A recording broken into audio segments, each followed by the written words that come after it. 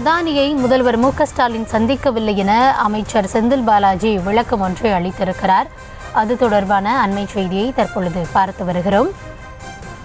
அதானியை முதல்வர் மு.க.ஸ்டாலின் சந்திக்கவில்லை என அமைச்சர் செந்தில் பாலாஜி விளக்கம் ஒன்றினை அளித்திருக்கிறார். அது தொடர்பான அண்மை செய்தியை நாம் தற்பொழுது பார்த்து வருகிறோம்.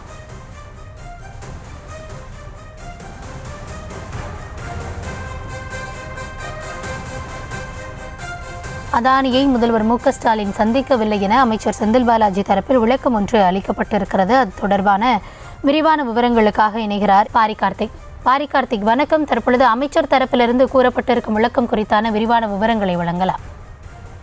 தொழிலதிபர் அதானியை தமிழ்நாடு முதலமைச்சர் அவர்கள் சந்திக்கவும் இல்லை. அந்த தனியார் நிறுவனத்துடன் திமுக ஆட்சியில் ஒப்பந்தமும் போடவில்லை. அதிமுக ஆட்சியில் ஒப்பந்தத்தில் கூறிய யூனிட்டுக்கு 7.1 ரூபாய் பைசா சூரிய ஒளி மின்சார கட்டணத்தை எதிர்த்து திமுக ஆட்சியில்தான் தொடர்ந்த வழக்கு உச்சநீதிமன்றத்தில் இன்னும் நிலுவையில் இருக்கிறது என்று தற்போது மின்சாரத்துறை அமைச்சர் செந்தில் பாலாஜி விளக்கம் அளித்திருக்கிறார். தொழிலதிபர் அதானியை தமிழ்நாடு முதலமைச்சர்கள் சந்திக்கவும் இல்லை, மேலும் திமுக அரசுடன் எந்த ஒரு ஒப்பந்தமும் அதானி நிறுவனத்துடன் போடப்படவில்லை என்றும் தெளிவுபடுத்தியிருக்கிறார்.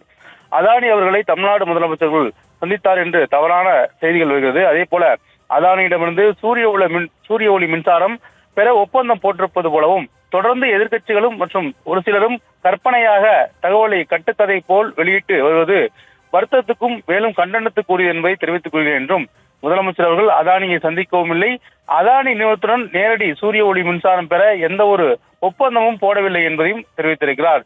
மேலும் அதிமுக ஆட்சியில் நிர்வாக சீர்கேடு இருந்ததாகவும் நிதி நிலைமையை மற்றும் நிதி ரீதியாகவும் மற்றும் முற்றிலும் சீர்குலைந்துள்ள தமிழ்நாடு மின்வாரிய வாரியத்தின் ஏற்கனவே அதிமுக ஆட்சியில் இருந்த நிலையை சுட்டிக்காட்டியிருக்கும் அவர், அதிமுக ஆட்சி காலத்தில் இப்படியாக இருந்ததை அவர் சுட்டிக்காட்டியிருக்கும் அவர், அடுத்தடுத்த நிர்வாக சீர்திருத்த மற்றும் ஆக்கப்பூர்வமான நடவடிக்கைகள் மூலம் இன்றைக்கு தமிழ்நாடு மின்சார வாரியத்தின் தலைநிமிர வைத்துள்ள தமிழ்நாடு முதலமைச்சருக்கு தமிழ்நாடு முதலமைச்சர் என்று தெரிவித்திருக்கிறார். மேலும் இந்த அடிப்படை உண்மை சற்றும் இல்லாத பொய் குற்றச்சாட்டுகள் எதிர்க்கட்சிகள் தொடர்ச்சியாக பரப்பி வருகிறார்கள் என்றும் தெரிவித்திருக்கிறார்.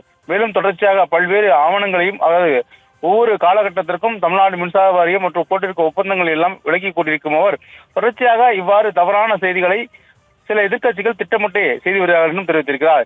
ஆகவே உண்மை இவ்வாறு இருக்க 2021ஆம் ஆண்டு மத்திய அரசின் கட்டாயத்தின் அடிப்படையில் மத்திய அரசு நிறுவனமான சூரிய மின்சக்தி கழகத்திடமிருந்து இந்தியாவில் உள்ள பிற மாநிலங்களைப் போலவே சூரிய ஒளி மின்சாரத்தை பெறுவதற்காக தமிழ்நாடு மின்சார வாரியமும் 2024ஆம் ஆண்டு நிறுவனத்தின் பிரதியை தமிழ்நாடு முதலமைச்சர்கள் சந்தித்தாக கூறுவது முற்றிலும் தவறாது என்றும் தெரிவித்திருக்கிறார்.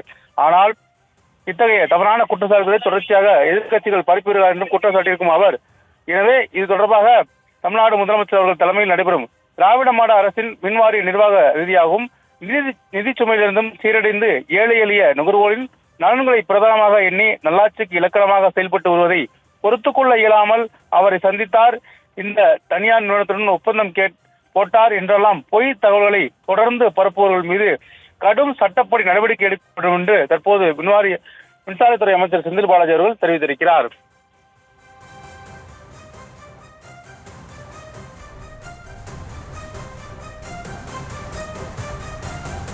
அமைச்சரின் விளக்கம் குறித்தான உங்களுடைய தற்போதைய விவரங்களுக்கு நன்றி பாரி கார்த்திக்.